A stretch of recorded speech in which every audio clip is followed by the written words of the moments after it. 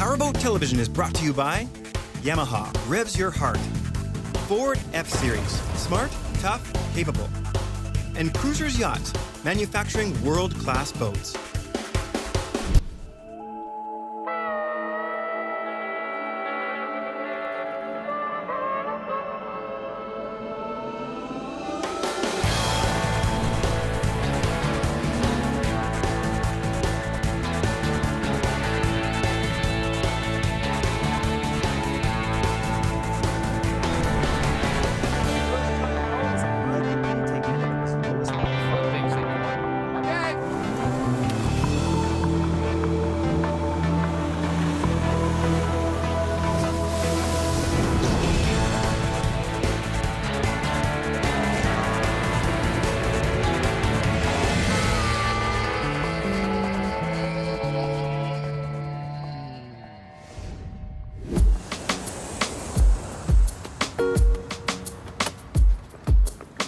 We were down in Florida for the Miami International Boat Show, and we thought it was way too tempting to just stick around and enjoy some of this nice Sunshine State weather. We cruise over to Fort Myers near the Gulf Coast because there is so much to do on the water. Fishing charters, boat tours, all kinds of things you can do that you don't even need your own boat for. But I caught wind of a legendary restaurant out on Pine Island Sound on a remote island that's said to have inspired the Jimmy Buffett hit Cheeseburger in Paradise. Now, since we are a boating show, and I'm a guy who will go to incredible lengths for the perfect burger, today we're renting a boat, and we're going searching for paradise. And Cabbage Key is where we'll find it. It's a small island up in the north part of Pine Island Sound, an inlet in the Gulf of Mexico just off Fort Myers, outlined by Pine Island to the east, and the barrier islands Sanibel, Captiva, and Cayo Costa to the west. About a 23-mile trip from our starting point, Port Sanibel Marina. Florida might be the boating capital of the world, so naturally renting a boat here is a breeze. After paying the fee and signing the forms, it only took about 15 minutes for staff to walk us through the boat and show us where to go, and more importantly, where not to go. I also made sure to do a thorough walkthrough to inspect for any scratches, cracks, and dents, and that gave me a good chance to check out the boat, a Tidewater 198cc Adventure. It's a 19.5-foot center console with an 8-foot 4-inch beam. It's got an anchor locker and plenty of seating up front, cavernous storage in the side console that'll keep our camera gear dry, rod holders in the gunnel, a pair of aft jump seats that fold away, and a nice big comfy double captain seat in front of a simple helm with a glove box, shelf, and plenty of room to mount anything extra we'd need. It also comes standard with a bimini top that'll be much appreciated in the Florida sun. And powering us is a nice and reliable 150 Yamaha 4-stroke outboard. Our Tidewater rental did come with a built-in GPS, but this thing has the tracks of everybody who's ever rented this boat. We don't want to trust them. So what I've done is I've gone to Walmart, bought a suction cup cell phone holder so I can run my Navionics app, AC power to keep this thing humming all day long, and of course, I never leave without my paper charts. I followed those charts out from the marina until we found the boating interstate. This is the ICW, the Intracoastal Waterway. It's a 3,000-mile-long inland waterway that runs from Boston, down the coast, around the tip of Florida, and around to Brownsville, Texas. Now, from where we are right now, we could go that way into Fort Myers and further along all the way to the Atlantic Ocean. We could go south to the Keys, but we're heading northwest into Pine Island Sound because that's where our burger is. Starting right at marker number 1, the plan was to follow the ICW up to marker 60 to Cabbage Key, about a 45-minute run at 30 miles per hour. The sound is quite shallow, so it's smart to keep it between the markers. And of course, keep your eyes peeled for all the different kinds of boats you'll see running these waters. Our Tidewater was one of the smaller ones out there, but it could definitely hold its own on the busy ICW. Center consoles are super popular down here in the southern states, and I can see why. This thing was rock solid in chop and wakes. 360-degree views let you see everything around you, and when I got tired of standing, I sat back on the big comfy seat and put my feet up. Before I knew it, I was just about at our destination. Here we are, marker number 60, Cabbage Key. This is our exit. I can taste that burger already. Tastes kind of salty. Pulling into the Cabbage Key boat dock, I was greeted by the harbor master, Jonathan, who took my lines and sent me on my way up to the beautiful Cabbage Key Inn and Restaurant. Like the shirt. Thanks. 1944, we opened to the public, and we've been open every day of the year since then. It's also only accessible by boat. There's no bridges, no cars, no mail delivery, no police department, no fire station. We're pretty much on our own out here. The 19 staff live on the island, as well as the owners, and we pretty much run the thing 24 hours a day. And obviously, during the daytime, it's the busiest. We have a lot of tour boats and day traffic that come in. At nighttime, it's very quiet. It's a very peaceful island, and you pretty much feel like you have the island to yourself when you're staying here. The cheeseburgers, the great food, that's the first reason to come out, to see the island and to see the old house and to see the bar that's full of about $100,000 in $1 bills that people have been putting up for about, since 1970, about 50 years now, they've been putting up money every day.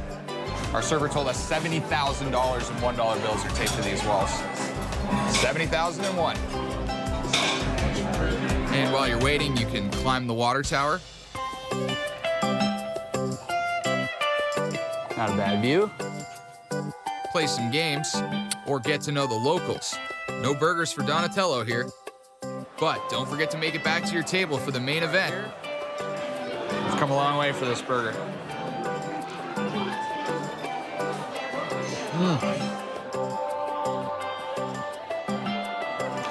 That's what Jimmy was talking about.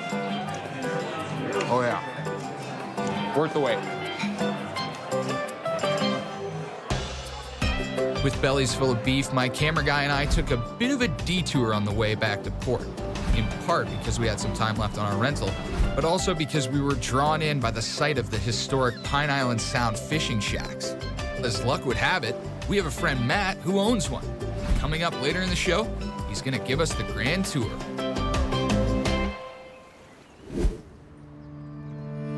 LED lights are a great way to conserve battery power, and occasionally we get asked about LEDs for navigation lights. For the most part, they don't provide much benefit since the engine's alternator or stator is charging the batteries while underway. But masthead lights can be on for 10 to 12 hours while on anchor overnight. This old masthead light only draws 2.8 amps when in the 360-degree mode. On a long night, that's over 30 amp hours, which isn't a lot if you have nothing else running. Now, before you go replacing the old incandescent bulbs with aftermarket LEDs, you should know there are some visibility requirements mandated by law. A 360-degree all-round light must shine for at least 2 miles, and a masthead light needs to have a range of 3 miles. This Atwood LED masthead light has a 3 nautical mile range and will operate in both the 225-degree and 360-degree modes.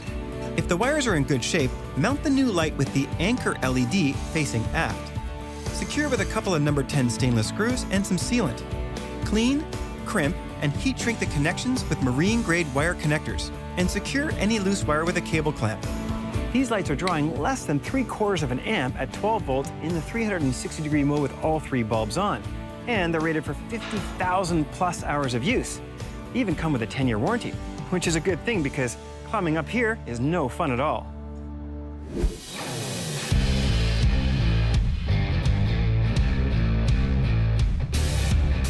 For those of you that think that PowerBoat Television crew only shoots when it's warm in the summertime, you would not be correct. It's early February. It was -19 when I got up. We're here at Crosstown Engines, and you might wonder, why aren't we here in the summer when it's warm? Well, these guys are way too busy to film and talk in the summer. Crosstown Engines' reputation for high-quality engine rebuilding is well known. A few folks with poker run-type boats have asked us about high-performance engines. That's where their passion really started. Well, my dad started in 1965, opened up a shop, basically doing everything, doing, brake jobs and changing batteries and radiators. And he eventually started doing engines and got involved in racing all the time. He wanted to go fast. Tell us a little bit about the history of the racing side of the business. Well, here's a photo of my dad back in 1970. That's a Chevy 2. He chopped the top off of it, built a small block for it. I think he ran like 13 seconds at the time. He asked me, he said, "Do you want to drive the race car?" And I said, "Yeah, I want to drive the race car, of course." I grew up around racing, so I felt it was my turn to drive. So you're not just an engine builder, you're a drag racer. Yes, drag racing, yeah. It's my first love, for sure. We actually ran the Trans Am that we have here. We won 5 national events in IHRA. And in 1994, we won the championship in Bristol, Tennessee. First Canadian car to win the championship. No way. And you guys built all those engines? We built all the engines for that, yeah. How has that changed how Crosstown builds an engine? Let me show you over here, come here. All right, cool. These are connecting rods, and my first job being in the shop was resizing connecting rods. So my dad got me to start cutting the rods and start machining them. And the manufacturer of these connecting rods would give us 8/10 to work with, a range. He would make me get these rods within 4 to 5/10. 4 to 5/10 of a thou? 4 to 5/10 of a thou. And now, quite honestly, I get them within 2/10. I get better load capacity, better bearing crush. Even when I buy brand new connecting rods, I take them out of the box. The first thing I do is I check the torque and I check the size on it right away. Checking every rod might sound excessive, but it is just one example of how serious Crosstown is about their engine specs.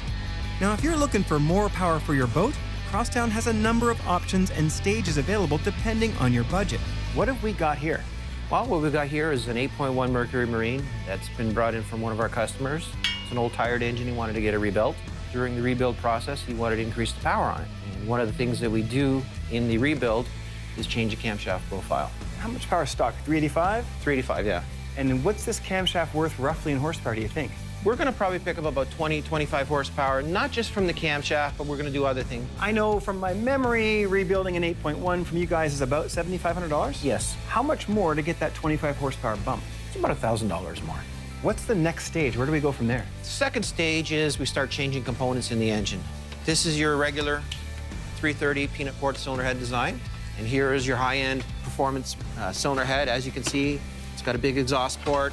You can see the difference in the size of the intake runner here, a lot bigger. And we're able to run a bigger valve on this and a lot more efficient cylinder head here. But one of the biggest limitations for marine engine power is fuel. Fuel is very important because most marinas you can only get an 87 or 91 octane. We've got to keep the compression low, and the cam profile has got to coincide with the actual compression of the engine. So what if I don't have an engine to start with, or it's just too far gone? We got engines. We got crate motors right here. Jimmy! But not regular crate engine, Crosstown crate engine. Crosstown crate engine, is that what this is here? That's what we got here. It's one of our signature packages. It's 400 cubic inches, aluminum cylinder heads, hydraulic roller camshaft, Wow. ready to rock. Power? 400 plus. What's one of the advantages of considering a crate package as opposed to rebuilding your own engine? Well, you don't have to worry about if your old engine's cracked, the inefficiency of the old heads. We have all brand new cylinder heads, brand new block combinations, so everything's new. What else have you got here you can tell us about? This is our 490 cubic inch engine. Now, this was a 330 horse 454. That used to make 330 horsepower and now makes how much? It makes 425. We used the same block, but we stroked it to 490. Okay. Because there's no replacement for displacement. Gas, diesel, Chevy, Ford, Chrysler, Crosstown can fix them and make them faster if you like.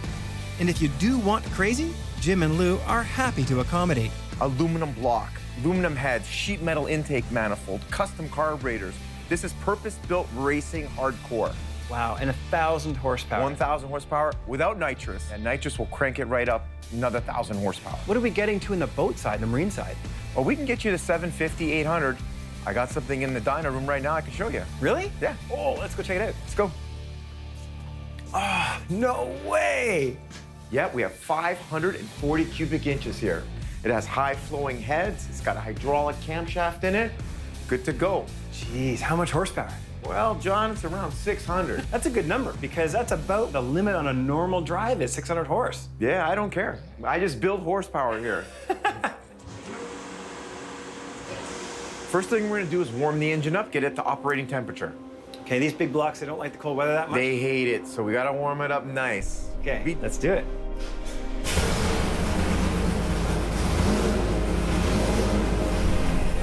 When the engine is cold, you have to watch oil pressure isn't too high before revving it up. You could blow off the oil filter. Okay. Ready for a run? Yep. All right, let's see what she makes.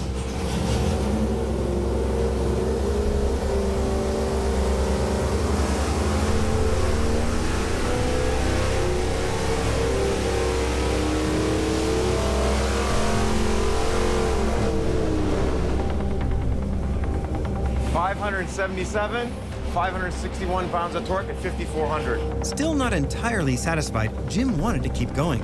We gotta go to 600 horsepower. This is a Crosstown engine. Go to 6,000 RPM, 600 horsepower. All right, let's see. Get her done.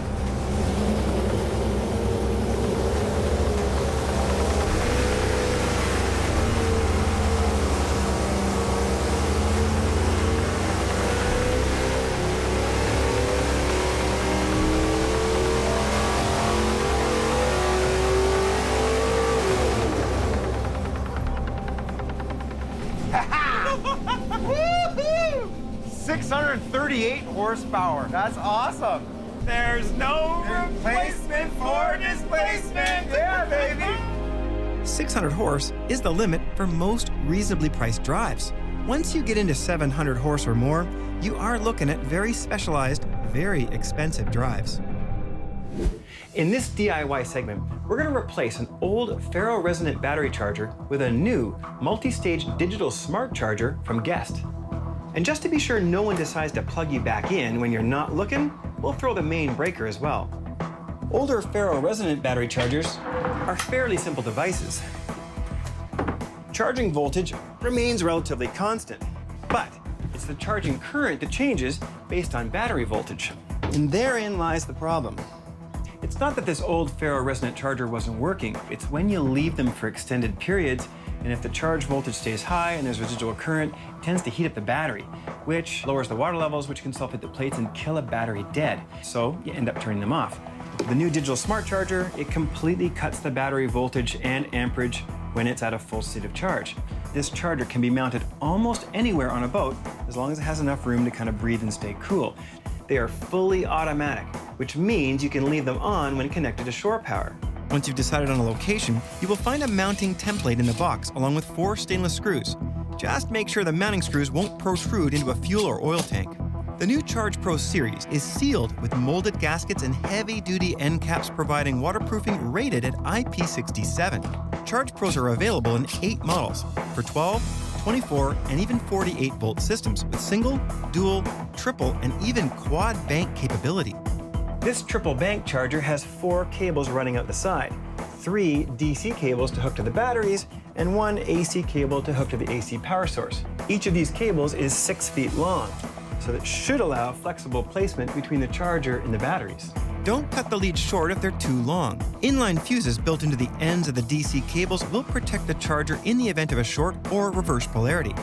Since the ends already have ring terminals, you won't need to bother with a crimper or butt connectors. Once secure, it's a good idea to spray the terminals with a corrosion inhibitor. Zip tie everything in place so it doesn't move or chafe while the vessel's underway.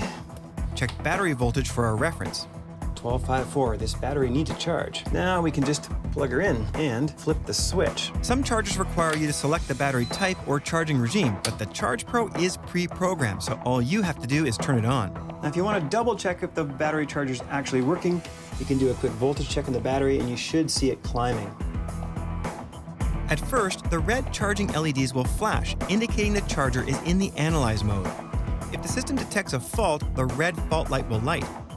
If everything checks out, the red charge LEDs will transition to a solid on, indicating the charger has started its multi-stage charging process. This not only increases the lifespan of the batteries, but it also helps identify a single battery that's getting weak or failing before the others. And there you have it, a 5-stage digital smart charger that you can install in about 30 minutes. And this one, you can leave plugged in and turned on as long as you want. Your batteries will always be charged and they'll last much longer. After driving past the fish shacks in Pine Island Sound, I had to learn more about them. Thousands of people boat past these fish shacks every single day, but a very small percentage actually get the opportunity to go in. Today, we're one of the lucky ones, and this is going to be a great spot for lunch. Meet Matt DeGata. He's a lifelong Floridian from generations of boating pedigree who's been fishing these waters since he could walk. Matt's dad and a group of buddies own one of the historic fish cabins of Charlotte Harbor. And today, he's invited us out for the grand tour. Hey, Matt. Hey, Drew, how you doing? Pretty good, man. You? Good. Good to see you. Yeah, you too. Thanks for having us out. Absolutely. Let's go for a boat ride. I'm excited. I was born and raised here in Charlotte County, Florida. Spent a lot of my life growing up on these waters. We've been going to these fish shacks since I was a little kid. My dad's been going since he was a little kid. It's one of my favorite places in the world, so. The Charlotte Harbor fish shacks date back as far as the 1920s to the heyday of commercial fishing in these waters. Originally used as a place for fishermen to dry their nets, stay the night, keep supplies, or store their catch on ice without having to run all the way back to the processing plants in Punta Gorda. Eventually, the state of Florida outlawed building structures like these on the water, so now there are only a few out there. A handful in Charlotte Harbor, and that bunch in Pine Island Sound, now all listed on the National Register of Historic Places. They've been grandfathered in and passed down within the families that originally owned them. They can't be sold, rented, or used for anything that would generate a profit anymore. We got a TV, we got air conditioning out there. It's all generator powered, but it's just glorified camping really, and just enjoying a weekend full of fishing. When the tide is higher and we aren't loaded up with gear and crew, there's a shallow back way in that saves plenty of time in a boat like this. Instead, we traveled south on the ICW for a couple clicks before heading into more protected waters, where we found Matt's shack among a few others. His originally belonged to the Odom family, but now it's owned by a group of childhood buddies, including the owner's great nephew and Matt's dad, Paul. We have arrived. They estimate it's been here since the 30s, but in 2004, they were forced to rebuild after all these shacks were wiped out by Hurricane Charlie. After the hurricane wiped these shacks out, the state has satellite imagery of the original footprint of the shack, and they've made sure that you didn't sink in extra piling. Right down to the piling. Right down to the piling. Our roof was 2 feet longer than it originally was, and they made us cut it back. During the rebuild process, too, the shacks had to look like they did historically, too, so we couldn't modify them. They had to almost look identical to what it looked like before. Other than a little more shade, what would you change? And inside, it was a fisherman's dream. No glitz or glamour, just a kitchen to cook up your catch, a place to rest your head, and a beautiful bar table to swap stories of the ones you hauled in and the ones that got away. So after the hurricane, the shack was destroyed. They actually found the old stove about 100 yards that way. And they found this piece of wood in the mangroves. And my dad used to outline big fish they caught. That was a big mullet that they cast netted. And they found that piece and cut it out and hung it back up, and everyone signs it when they come by here. So if you guys want to sign it, feel free. A place to kick back after a long day of fishing, when everyone else is headed back to port, and it feels like the whole Gulf of Mexico is yours and yours alone. Some of my best memories were, fishing and camping out here with my dad and his buds, and basically my whole life. I love it here. Some of my best memories are just fishing, and before I was able to run the boat, we'd take that little kayak out and just go fish these cuts, and catching a big shark off the dock here. Cool. The number one memory is this is where I asked my wife to marry me, so it's my favorite place on the planet. I can see why. It was a tough place to leave, but I was grateful to Matt and the Silver Kings for opening up such a special spot for us to experience. After a long day on the water, a night at the races was in store. A great way to put an exclamation point on a great trip to Southwest Florida and wrap up my first season with PowerBoat TV. Thanks for watching.